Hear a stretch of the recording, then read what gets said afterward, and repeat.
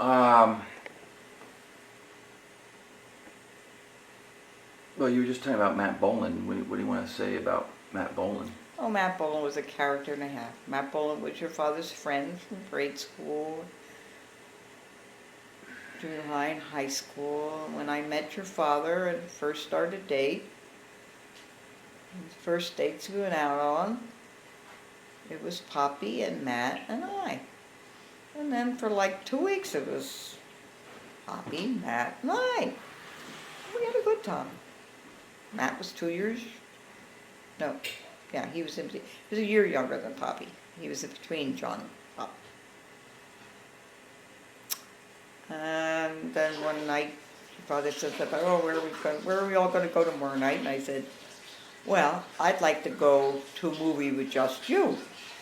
So that means you don't want Matt? And I said, that's right, I don't want Matt. I like Matt, but I don't want Matt. It's okay, I'll tell him.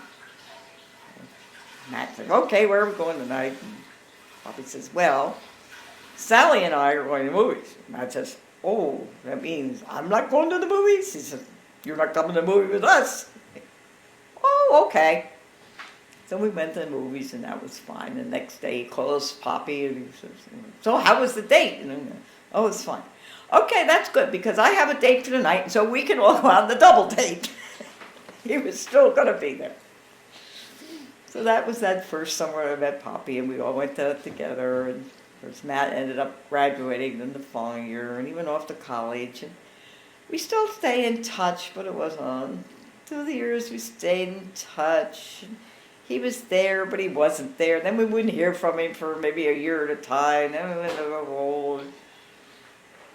And it was when we were in Allentown. We'd get a Christmas card every now and again, and he was in Chicago, or he was in New York, or he was in Washington, or who knows where it was. And that time he showed up in Bethlehem in the midst of the snowstorm. And I get this phone call. Is this the Frank Swienckowski that used to live in Reading, Pennsylvania? Yes, and is this Matt Boland who used to live there too and disappeared off the face of the earth? How'd you know that? I know your voice anywhere. Where are you? I'm at the airport. Well, aren't you lucky? Because there's nobody at the airport. There's a blizzard of the century going on. Well, I'm going to come and see you. I said, well, maybe you are, but I'm not coming to get you, so you better find out how you're going to get here. I'll get there. Just give me the right address. And he showed up. Which airport? ABE? ABE Airport. He came to Bethlehem because they were trying to get the metric system going in the U.S. He got put on some kind of head of the board to sell the metric system to the USA, and that was always our joke. Boy, you were really outstanding on that job. Not something you want on your resume. Yeah. What an outstanding other thing that was. So he came, and I remember something about, he got there and he said something about having Coke, and you said something about, we only have one Coke left, and you can't have it because my father will kill us. What was with that kid? I said, well, he's right. He's not handing that Coke. He knows he'll get slaughtered. He gives the Coke away. I don't know you from Adam, yeah, buddy. Yeah, right. You're you, but I know my father. You can't have the Coke, buddy. So we renewed our friendship that night, and we said about going back to Reading. He had been back to Reading. He had a falling out with his mother. He hadn't talked to his mother, and we said, we ought to plan a reunion. We should go back to Reading. We'll all go back. We can stay at Frank's mother's. Oh, I don't know. I'm not ready. I'm not ready to go back there. So about 2 or 3 months later, he called, and he said, you know what? I decided I want to go back to Reading.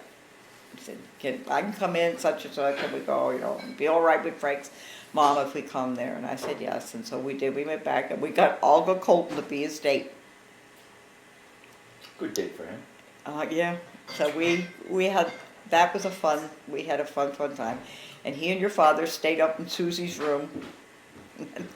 They stayed up all night laughing and giggling and talking and whatnot. I mean, they went down memory lane like I don't know what. And we went to the YRs, and we went to the 16 Demis, and we went to the Victor Emmanuel. We went to all the, Crystal Restaurant, all the hot spots. And he didn't contact anybody in his family. I don't know if his mother was living in Reading at the time or not, but his uncle was the editor of the newspaper, and he had uncles that were lawyers and all this kind of stuff.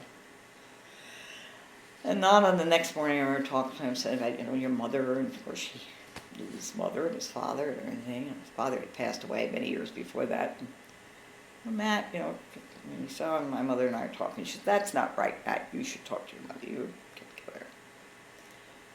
Well, she doesn't approve of what I'm doing, this and I don't know. So we made a date. We came back like 3 or 4 months later. We came back again to Reading and did another big weekend and had another hike.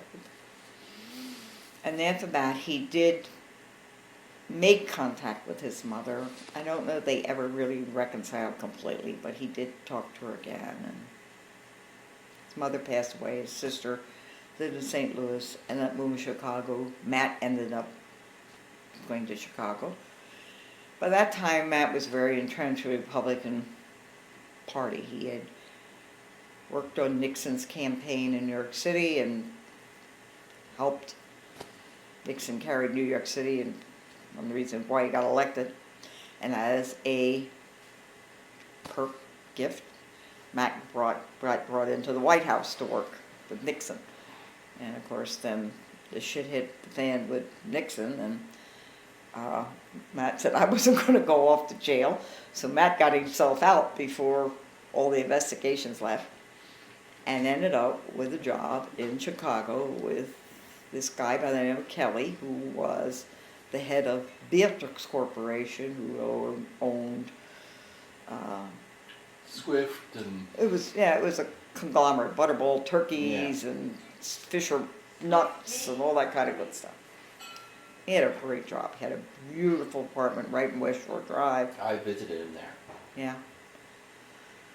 And he had a bazillion dollars. Hey, it's just mommy. Hey, She's right there.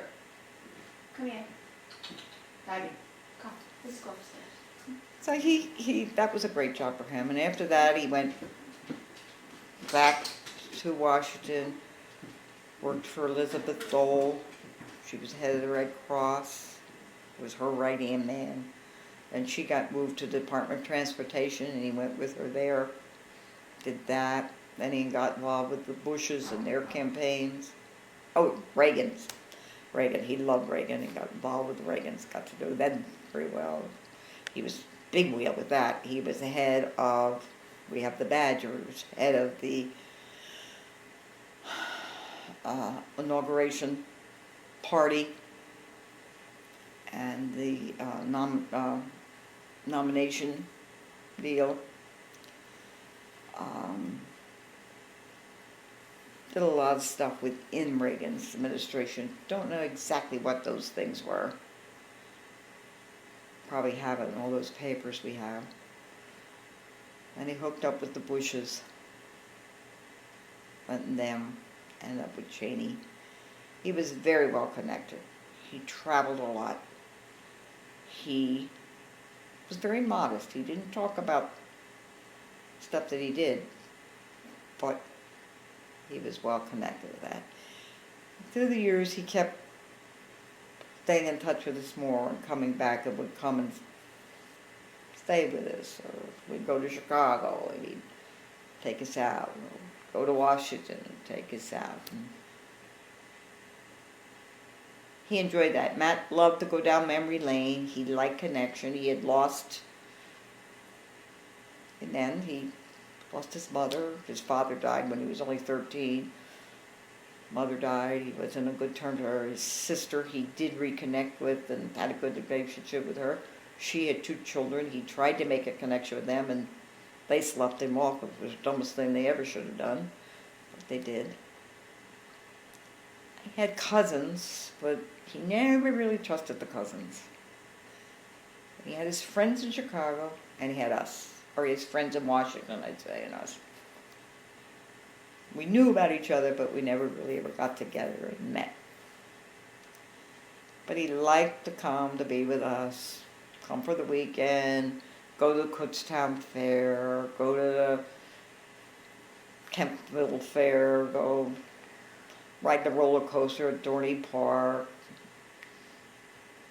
let's watch an old movie on TV. He loved to just come and kick back and let it go and go down memory lane. He was a piece of work. And as I said, when I first met your father, they both had a crush on me.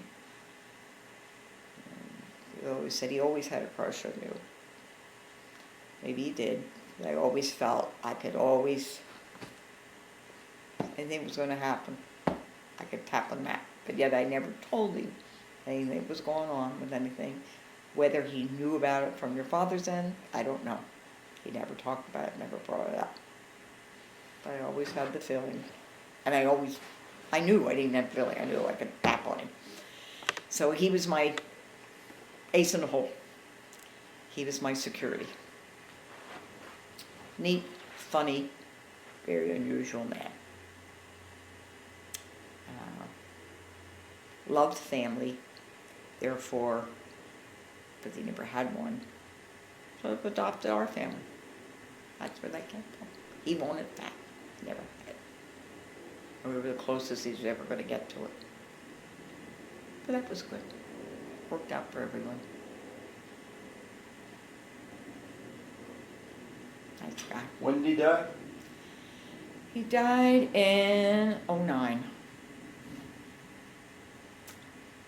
We were there with him when he died. Held his hand. He went quickly because I remember we visited him in Christmas or New Year's of '09. We went out to dinner at that place near his house. And he was asking me about Dad's health problems.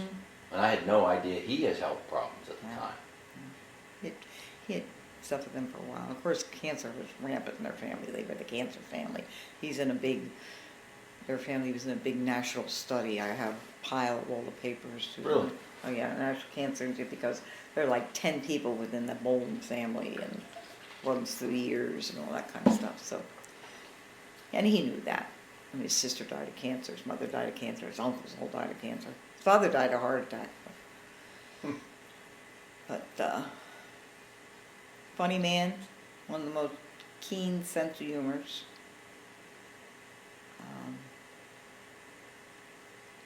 Loved tradition, loved everything. Nice man. At the end of last year, I used to talk to him just about every day. When he really started to go downhill, and we were supposed to come up.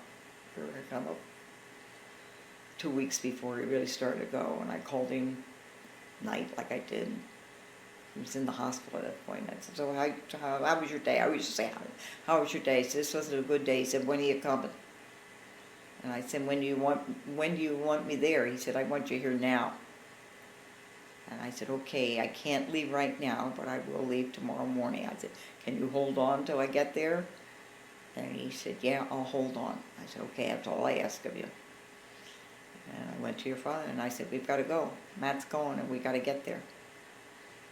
And we threw the stuff in the car and off we went. And by the time we got there,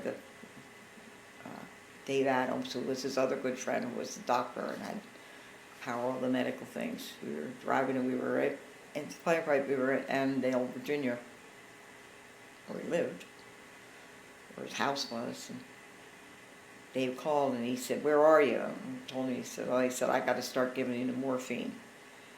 He said, better get here. He said, I don't know how much longer.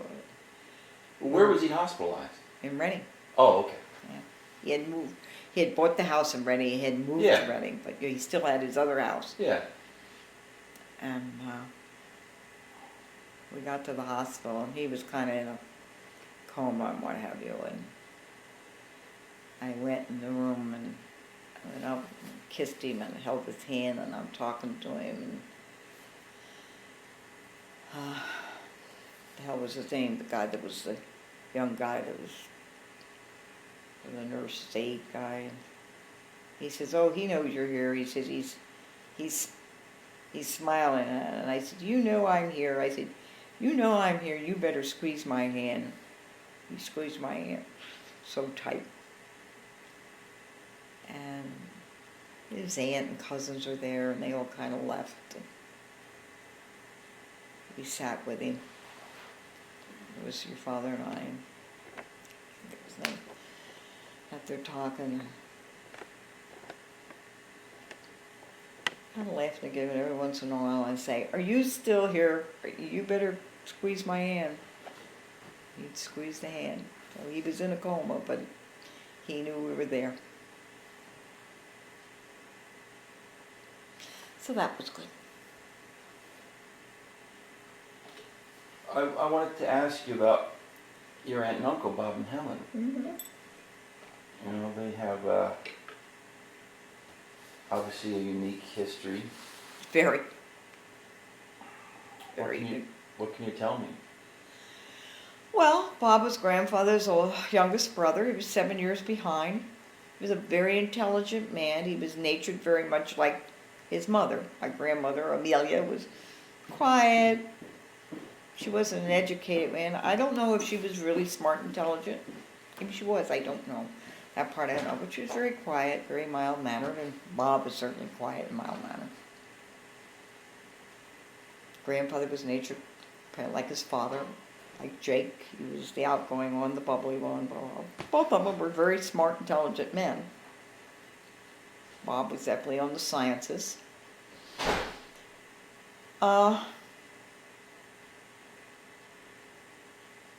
was the only child that Bob had ever really been around. You know, I was a baby. I'd lived with him during the war. We all lived together, so he was around me. So it was kind of unusual for him. You know. So he related to me more than I ever realized. When I got older, I realized how much he did relate to me, or how much I meant to him. But, you know, I never felt that way at the time. So anyway, the war came along, and he was ready to start college, and he was a smart one, and the government was going around checking out where all the smarty pantses were, and they pulled him into the Manhattan Project, and off he went, pulled him out of college. He was only in his first year of college. Sorry, Columbia was it, or is that, no, he was at Albright. He was an Albright. Albright. So Helen was That was it. did he ever finish, get a degree? Yeah, he did. Okay. But Helen was at Columbia, Oh. and he met her at the Manhattan, working on the Manhattan Project. And I remember he came home. I didn't get to come home often, but when he came home, he met this girl. Well, he had never really dated anybody, and he dated the Star Skolman, the funeral home on the day that lived next door, who were the big buddies of Nana and Baga. But Doris's mother didn't like him because he was a Catholic. She was Polish and Bob wasn't. But anyway, came home and talked about this woman he met. And Helen was 7 years older than Bob. Older. And she was Italian. And my grandmother, you know, you were Catholic. I mean, they begrudgingly accept grandmother. And Bob, who was the golden one, came out and bringing this Italian girl home who was Catholic. Well, then Helen hit the scene, and of course Helen was very outspoken, unlike anybody they ever met. And they had been dating maybe about 6 months, and she comes home one weekend and announces she just had an abortion. Well, that went over like a lead balloon. I mean, we're talking, you know, back in the 40s. People didn't talk about abortions, let alone sit around the kitchen table. You know, she's talking like she's proud of it, man. Well, how was your day? Yes, that's it. I just went and had an abortion. Oh, I thought my grandmother was going to drop her teeth on the table and everything else. There she was, Italian, from New York City. But she was Catholic? She was Catholic, and she had an abortion. Well, she wasn't very Catholic then. Oh, well, she went to this private girls' school. She had a gold medallion when she graduated. Well, yes, they went to a What very was that private all about? How did she reconcile that? She never Helen always wanted to be different. She was above it all. She thought things through. She didn't follow the crowd. She was way ahead of it. And she was very intelligent. She spoke 3 or 4 languages. And that's how she really got recruited, because they used to have her translate all the other stuff that other different scientific groups were working on. And she did a lot of translation and stuff, where Bob was an apparatus setup man. He was a lab setup guy. That was his specialty. And so they got married during the war. I remember my first train ride, we took the train to New York City, and they got married at the Waldorf Astoria. That was classy. Wow. And it was on a Friday, and they couldn't get fish. It was during the war, and they couldn't get them. They were getting married on a Friday, and I think we got special dispensation from the Pope or something. I don't know. We had Eat meat. guinea hen or something. Oh. I don't know. Anyway, we. You like that? The Pope looked the Yeah. other way. that. Some Italian girl was getting married. She got guinea hen. So they got married, and then after the war, they went to live in Oak Ridge, Tennessee. I mean, that was like going to Mars. I mean, there was nothing there. I mean, they built this town just for this research thing. And my grandmother, Aunt Elizabeth, who you vaguely remember, Aunt Elizabeth had her husband worked for the railroad, so she had a lifetime pass. So they took a trip to Oak Ridge, and here's two who have never been out of Reading, Pennsylvania in their life, hopping on a train, going to Oak Ridge, Tennessee, no air conditioning, no nothing, down to see Bob and Helen, who are progressive as who knows what. I would have loved to have been a mouse on that trip. Anyway, they did that. They lived there. Then after the war... Yeah, but wait a second. Right. That really conjures up a whole image that I had totally, I don't know, glossed over. Right. There they are, the urbanites living in Oak Ridge, Tennessee. Uh-huh. How, do you remember her talking about that? Oh, they hated it. Oh, They absolutely hated it. And I mean, there was no drinking. They had to go like 50 miles to be able to go buy any booze. No one have a drink. So when they went, they used how to... far do you have to drive to get an abortion? Well, I don't know. She had that in New York City. She didn't have that in Oh, Tennessee. okay. No. No, it must have been. How many years were they there? Oh, probably at least 3 or 4. Okay. Because, they went there like... Then They the worked war on the was over. hydrogen bomb. And they were there. Then when things kind of died down, then that's when they went to work for air reduction. And that's how they got up to New Jersey. And Basking Ridge. Air products. No, they didn't work. They was were called air air reduction. Oh. And air reduction had all they were really the front for the government for all kinds of research and stuff with the Air Force and gases and all that kind of stuff. And they worked for them for 20-some years, almost 30 years, till they retired. They never worked for anybody else. And they had all kinds of clearances and what have you, and did a lot of secret stuff. And they used to work as a husband and wife team. But then a lot of times they would send him off, and he'd go off for a week or 2 at a time and couldn't tell her where he was going. And she would go, and This is after the war. this is after the war, but they were living up in New Jersey and whatever. And then they bought that house, which was a little salt box thing, and they added on to that, and put that gorgeous kitchen in, and all those beautiful sliding doors. I mean, but they did most of that themselves. I mean, but they enjoyed doing that. They liked to do that. And of course, grandmother couldn't stand Helen because Helen could do everything. Grandmother's favorite line was, she can make an atom bomb, she can lay bricks, she can tune a car, but she can't have a baby. Can't you just see grandmother saying it? But she didn't want to have a baby. No, That's- she didn't want to have the baby. And then one time she made the comment, she says, well, thank God I had you, or otherwise she never would have had anybody to rely on. Exactly. And, my grandmother was very jealous, always was jealous of Helen, always fell on top of Helen. And I can understand when they got together, and she admitted it, when it would be grandfather and Bob and Helen and my mother.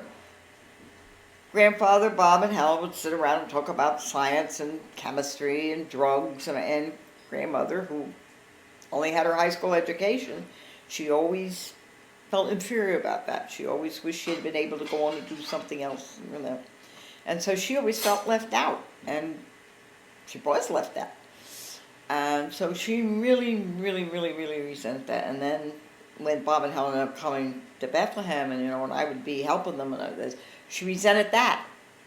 Yeah. And then she said, it wouldn't be for me if I hadn't had you, who'd be taking care of them. She didn't say it, She saw that connection. but she saw that. So that was the section of them. They were very good to me. Even when I was young. I mean, they always made a big deal. Well, you know that. And they'd send the Christmas presents for you. I mean, that was a big deal. The big box came from F.O. Short. They made a big deal of going to buy that. They thoroughly enjoyed that.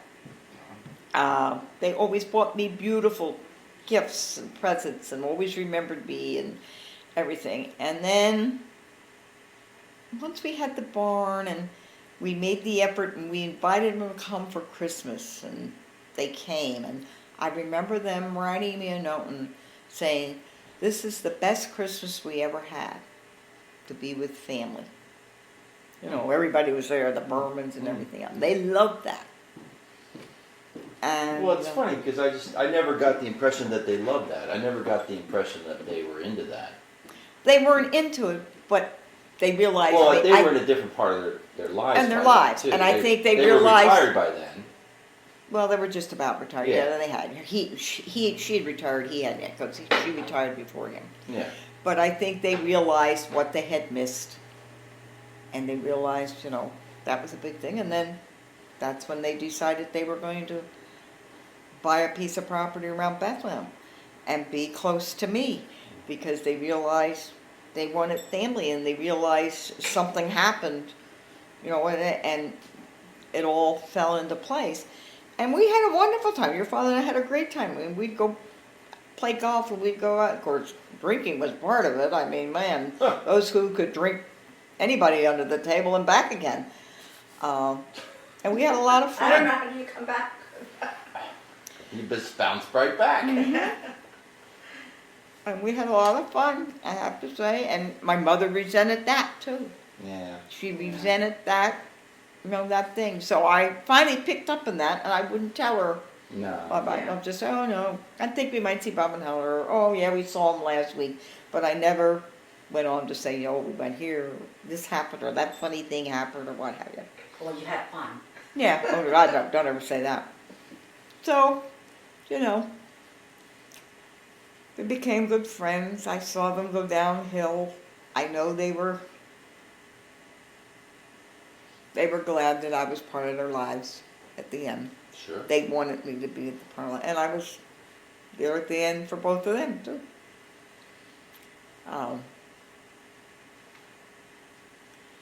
Helen was a piece of work. She was an absolute piece of work.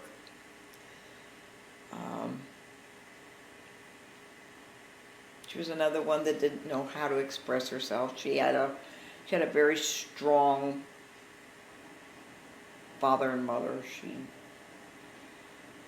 Her sister came 7 years younger than her, and her sister was the apple of everybody's eye. And Helen was such an intelligent person and such a free thinker, even at a young age, that she threw her family. Her mother was very old, Italian, blah, blah, blah. Her father was a little more out there and had been a very successful man. He was one of the main importers of Italian tomatoes and olive oil into the United States.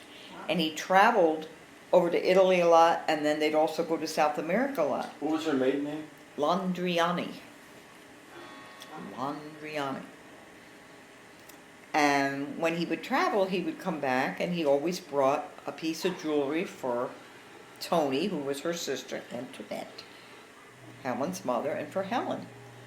So they all died before her. So when Helen died, he often would bring almost the same thing for each one. So there were 3 gold bracelets exactly like, 3 rings exactly like, 3, those type of things. Which all ended up in a bowling ball bag and a cardboard box in the basement. When it was time to clean their house out, that's where it all sat. Which was another house I cleaned out. Cleaned out a lot of houses. There's a new career for you. No, I don't want that career, honey. Have, Well, you've seen a lot of people at the end of their lives. Have you? Does that give you an idea of what you want the end of your life to be like? everybody has an idea what they want their life to be like, end of their life. to Well, be. ideally. Oh, ideally, you could put your head back on the pillow and go to sleep and not cause any distress for those who love you, and that they're not concerned about you're in pain or you're uncomfortable or whatever. That would be the ideal thing. Go to the end, go to bed, go to sleep, and yes, it's a shock for everyone, but that would be the ideal thing. We don't get to see it. As I said, and I've said to you, and I've said to others, I love the villages. I'm there, and as long as I'm physically able to go around and mentally have it together, I hope I can stay there, and as long as I can take care of myself. But when I get to the point, and you notice that I'm not being able to do that, I may bitch, gripe, and complain, and maybe even scream. But don't hesitate to move me. Get me out of there. Get me closer to family, because it's not fair for family to have to travel, have to be concerned. You know what it was like, and you didn't even really have to travel a lot. But you had to go, you felt you had to go, you wanted to go, to keep an eye on your mother. Well, yeah, I mean, first place she went, it was half an hour. Actually, it's not half an hour, it's probably about 20 minutes. But it feels like, so, just a round trip driving Sure.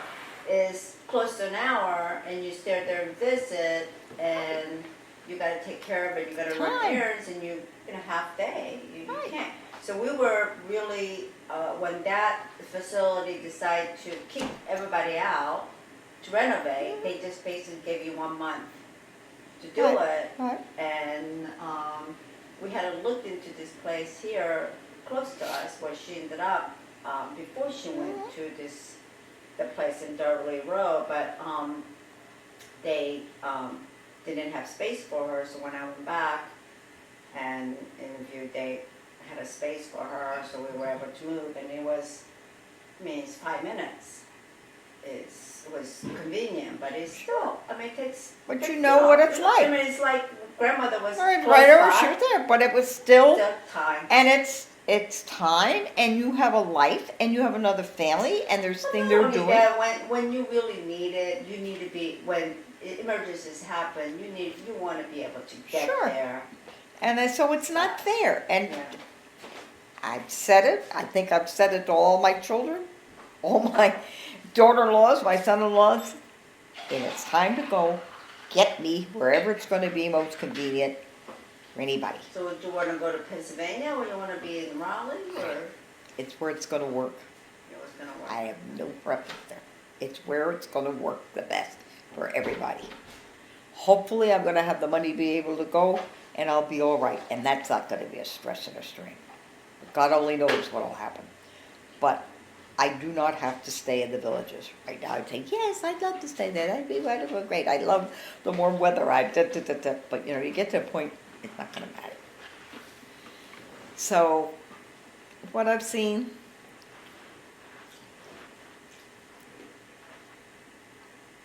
not easy dying. That's the thing. I remember with grandmother and with Matt, and I remember saying to your father, what is so hard about dying? Why can't you just go? Your father was probably the luckiest person I ever know out of all the people I've at the end. He picked it.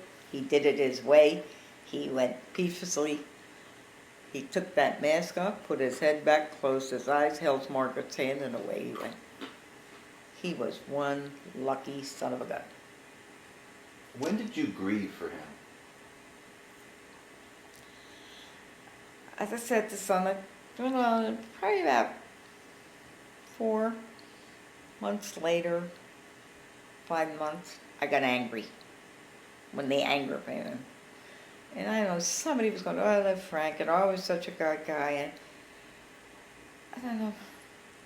And one night it was Alex and Dee, and Sue and Tim. We'd all been over at the house. We had pizza, and when Sue and Tim left, and Alex and Dee and I were sitting out in the patio, and we were having another drink, and oh, yeah, he was such a and oh, he's such a great guy. This, that, da, da, da, da, da. And I said, yeah, but. And I saw this strange look on Dee's face, and Alex looked at me, and I said, there's something I have to tell you. And so I went on and told the story. Well, I thought they were gonna fall. What did you tell him? About Millie and about Lynn. Yeah. And they just about went through the floor. I mean, they just... And I said, I'm not telling this to try to be nasty or mean, but I feel it's something I need to share, and I've got to get it off my chest. And I said, there are very few, if any people. The people who knew about it were Pam Lowell, she was dead, Judy Clemmer, was up in Harrisburg, and Elaine. They were really the three people that really knew about it. So I told them. About a week or so later, I told Sue. Tim, to this day, I know. Sue is like Elaine Herzog. You tell Sue something, no one's ever going to hear. God himself could come down and say, Sue, you got to talk, and Sue's not going to do it. And I don't care if she did it. I told them all that. I said, I don't care if you talk about it. It's over, it's done, it's part of my life, it's gone. This is it. And then I told Charlie and Joanne. I told Dick Herzog.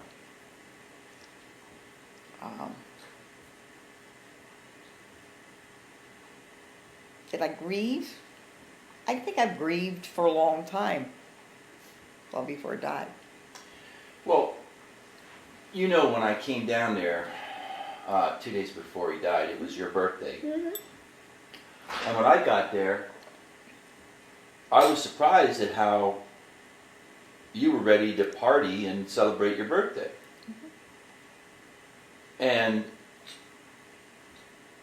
of course, I was trying to process the fact that, and it only took me a couple hours to realize that he's going to die in the next couple of days.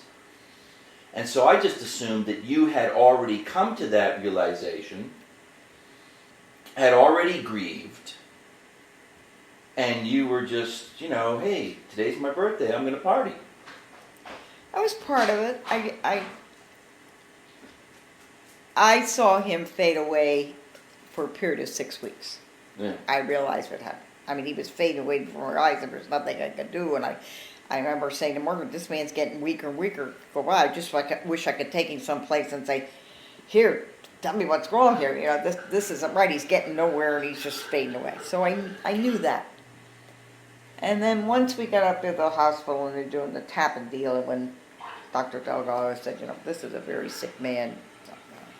I know that, Doctor. I say that. So part of me has slowly been letting go. This is going to happen. This is going to be. This is where it's going to be. Because there are people who I describe what happened that night and who see the pictures are kind of perplexed as to why you weren't grieving. You had a glass of wine in your hand, you're in your bathing suit, and you were partying. And they're thinking, why isn't she grieving? Her husband just died. Mm-hmm. Well, maybe part of it was, in some ways I felt he left me a long time ago. There was nothing more I could do about it. He certainly wasn't going to get better. That I knew. He knew too.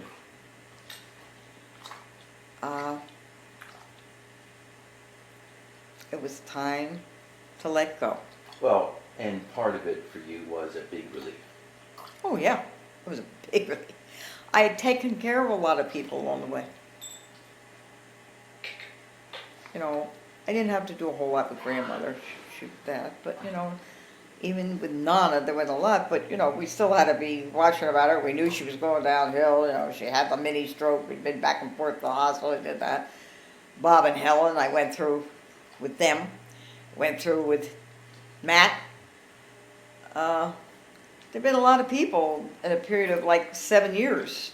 A lot of people that weren't getting better, and they just went downhill, and it was, okay, now we got to pick up, we got to clean up this next deal. We got to move on to the next thing. And you did not want to be a nursemaid. No, I did not. I'm not a good nurse. I never wanted to be a nurse. I'm not a good nurse. I admit that. And your father, like when Dr. Doug said, oh, what about hospice? And remember, you're not going to renege on me now. You're not going to. And even though hospice isn't anything what he was thinking, no, he would not. I couldn't have done that, and he didn't want that. It was a big relief. It was, I let go. It probably would be helpful to recount those last 24 hours or so. I came in on Saturday, we went out to dinner. Mm-hmm. Sunday, we spent much of the day with him. Mm-hmm. We came back, we were making dinner, you made me dinner, we sat out in the patio, we were going to sit down and watch television when the phone call came. Oh. And the nurse said, he wants to take this mask off, you ought to come up. Flew up, went up there, kind of got him settled, okay, he's fine, he'll be all right. We came back, walked in the door, phone went off the hook again. I had took a quick shower off, we went up, and you looked at me and you said, I think we're staying. That was like at midnight, right? Yeah. We're staying, and we stayed. And he had a rough night, Wake, he'd get awake, he'd home. He was with part of it, Let's think about where we played golf. Hold his hand, it's going to be all right. Can you hold on? I don't know. Try to hold on a little longer. Sleep a little bit. All right, He fought. He fought at the end. He did fight to hang on. Only If you can hang on that, but if you can't, okay, we'll be here with you. We'll hold your hand. Can you do it? He said, I'll try. Once or twice, he said, I don't think I can do this. Try a little longer, come on. And he did, he held on. And it was like in the morning when Delgado came in and he finally realized he didn't want to hang on, and I think he'd pumped him up with some steroids and a couple other things and changed the oxygen mask. And he was pretty good there that morning. And he really was. He was really calm and relaxed. They had him pumped up with enough stuff, they had him relaxed at the end. And he was a lucky man. He got to do it his way. But I was ready to let go. Probably in lots of ways, I don't know. Didn't say I didn't love him anymore.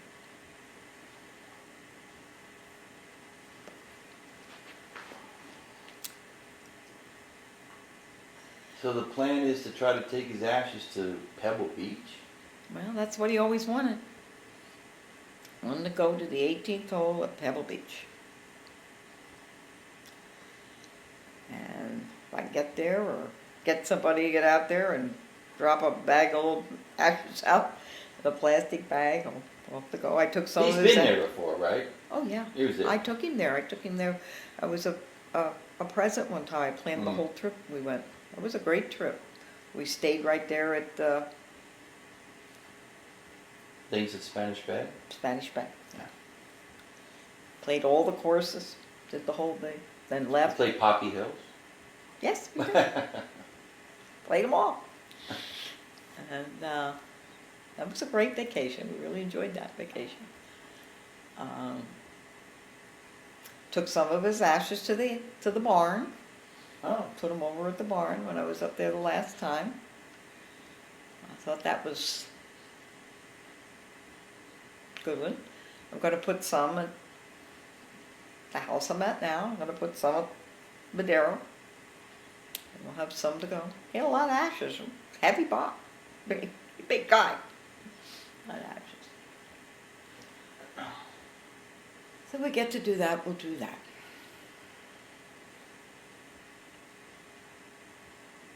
I guess if I look back and say if anything, I sure would like to have a lot of answers. So,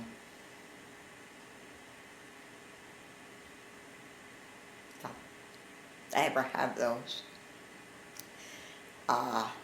But, I mean, you had an opportunity, I don't know why you didn't ask him. You didn't You wanna never got know? answers. It was Yeah. just, he'd just sit there and like, look at me. You do beat you on the head? Answer me, no. Oh, you're just imagining. It means nothing. What do you mean it means nothing? Don't do these things that mean nothing. It means something to you, apparently. But in many ways, I feel like I've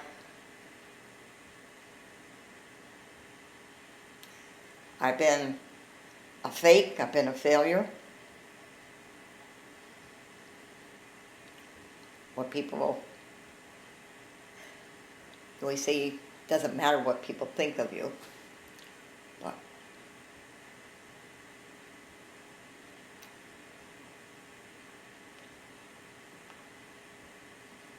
I had a happy marriage in many ways, compared to some people. But in some ways, you could say, well, it was a sham. It wasn't a sham on my part as far as my love for this man or my devotion to this man. But his side was, Well, But did you feel you got loved back? I mean, you loved him, but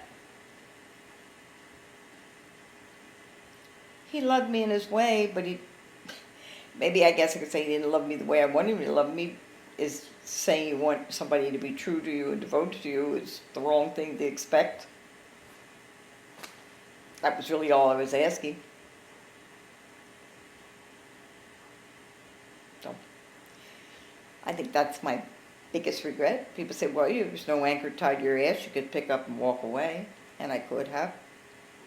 I loved him too much. I vowed I'd stay with him. At the beginning when it all happened, I had 4 children that I basically had to take care of. Yes, Steve had just started to college, but still, there's responsibility there.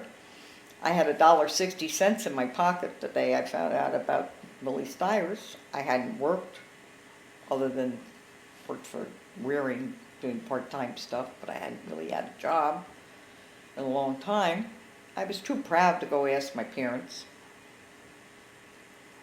I wasn't going to go do that.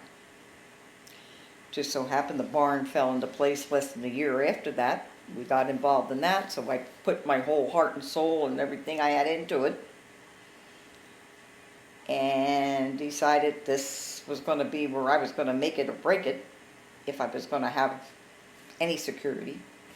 So that was another reason why, if you're not happy, I'm sorry.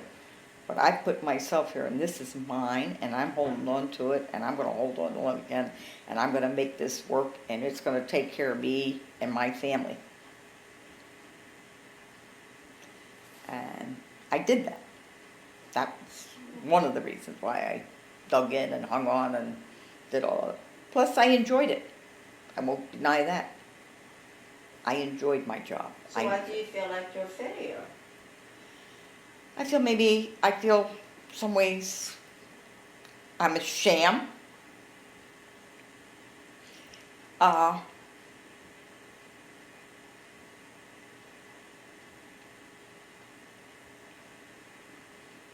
Did I try to portray I had this wonderful, happy marriage, which in many ways it was for me, but it wasn't for him.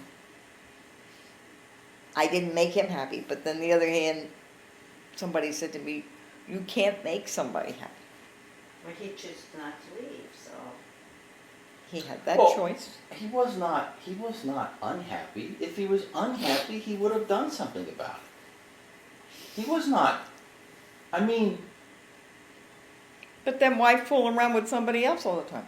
because he needed more.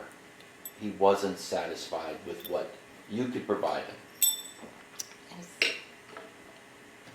And you were not in a position, and you didn't feel comfortable in saying, it's either me or nothing. You were willing to share him. I guess. To have him in some way was better than have him in no way. Exactly. And as those counselors said way long ago, everyone's going to play their part until they don't want to play their part. That's all. And I never gave up playing my part. And neither did he. Nope. The only people who gave up was Millie and... Lynn in a way. Exactly. In her way. Yeah.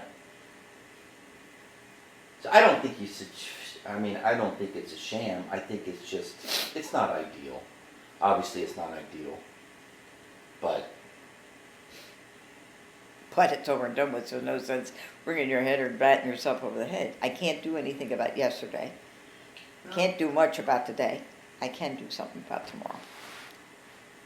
right. Which has always been one of my theories too. Some people waste too much time beating their head, beating themselves over what happened yesterday or last year or whatever. That's over and done with. There's nothing we can do about it. It's over. One thing we really haven't talked about is children and grandchildren. You have how many grandchildren now? I have a lot of grandchildren. I have 11 grandchildren. Great-grandchildren yet? 7. Oh my God, I know. you're really old. I know I am. Great-grandchildren?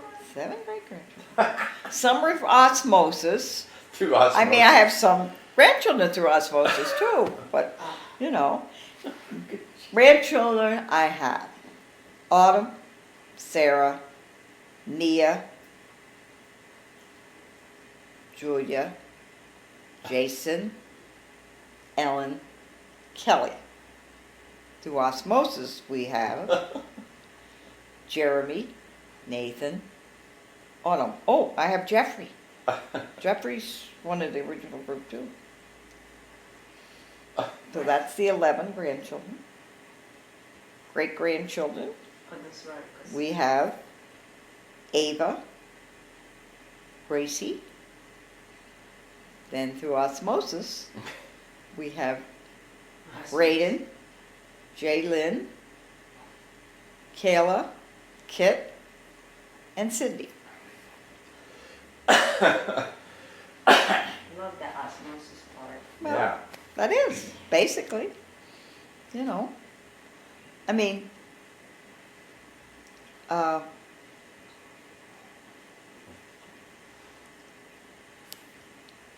Nathan and Jeremy, they came to us when they were like 3 and 5. Sweet, neat, nice kids. I remember when we were going to Disney that time, and Poppy came to me and he said, "What do you say we invite,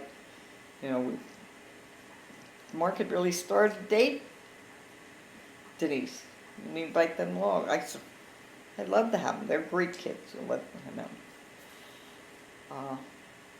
Amber's been in our family from the time she was 2.5 years old.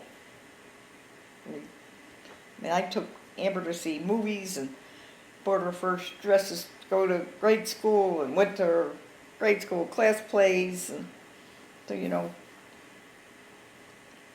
they've all been a part of the deal. I regret the fact in some ways because I worked a lot.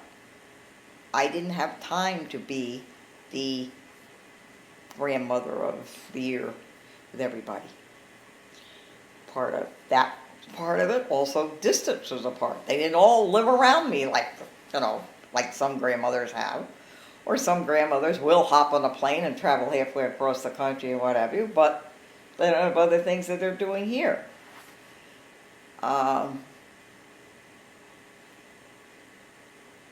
I'm the grandmother that says, okay, let's all go someplace and let's go to the beach for a week and have a hoo-ha-ha time. I'm not the grandmother that's having you come to spend every other night with me and snuggle in my bed.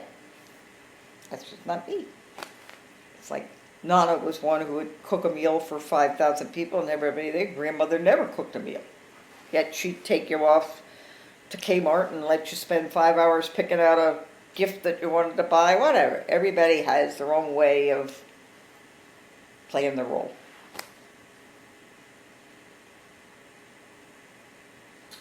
I love them dearly. I get a kick out of being with them. I'm absolutely amazed when I'm around them and thinking like, oh my God, all these people are here because of something I did. Good, bad, or different. I mean, Christmas was an absolute hoot, I thought. I mean, in the book that Irene made, and I look at those pictures and I see everybody there, and it's just, how did this all happen? And it did. And they make me smile and they make me proud, and like everything, every parent or whatever, there are times you want to strangle that kid or you want to strangle that grandchild and like, what did you do that for, whatever. But in reality, it's really kind of amazing, isn't it? You're all connected somewhere. And there's a little something of everybody that's out there. And somehow or other, you affect it. Good, bad, and different. We all hope for the best, but maybe not. What do you want to do moving forward next couple of years? Let's see. We get to my new house. I get there and hope I find all my stuff. I have to find my passport. Get my suitcase packed to get to down to the Virgin. Get myself settled there. I'd like to travel a little bit. Time to do. I'd like to get into, I've always wanted to get into genealogy. Did a little bit of that at one point. I enjoyed that. I would really like to do that. I'd really like to check that out. I really have to do something more with some exercise. I need to get on the stick with that. Even if it's just walking more. I used to walk a lot. I haven't done that for a while. I just got backlogged to that the past year and a half. Time Poppy got sick, I just kind of like didn't stick to a schedule, didn't do that. I'd like to take the time to go to this brand new kind of art center, performing arts center in the villages now. And I'd like to take time to go to more of the shows that are coming in, because they're getting a lot of big names, good act. I'll do that. And I always like doing that, and I'm going to be close to it. I could drive my golf cart to go to this stuff. Which should probably be a better deal to drive your golf cart, because parking a car is going to be a problem, because they took up a lot of space to build this thing, and parking lots. So I could even walk there. Halfway decent time. I'd like to do that. I would like to be able to spend more time with children and grandchildren, but I realize people are busy with their lives, and well, figuring that all out is a little harder. Sometimes it's fun to have everybody together, and that's great because you create a lot of good memories. But sometimes it's best 2, 4 people, 6 at the most. Then you get more quality time. But at this stage of the game, I can be grateful to get what I can get. But I would like to be able to do that. Because that's where the memories are going to be. And hopefully they're good ones for the people that are left behind. But I can honestly say, for my own sake, I have been blessed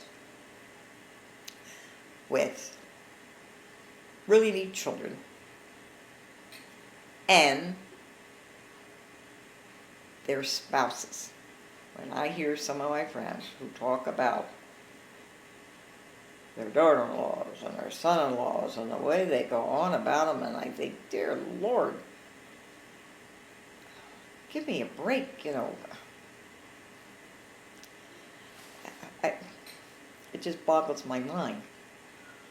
And then I thought, well, I guess I've been blessed. I don't know. But when I hear all the stuff that goes on around me with my friends, I know I have been. So I've been fortunate there.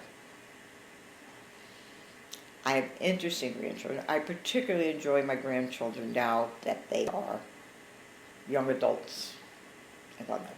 I love that. I'm not a baby person. I don't like little babies. I don't like that. I like kids when they get like 3 or 4 years old and they start to have personalities. And the older they get, and now the gang that's in that 19 to 25, 26 year, they are interesting, neat people to me. I like that. I like being around them. They're fun. I love to hear what's going on in their minds. I love to hear the outlook of things. They're responsive. That's fun. So I hope I'm lucky enough to have more of that. And that I'm in good health and can do that.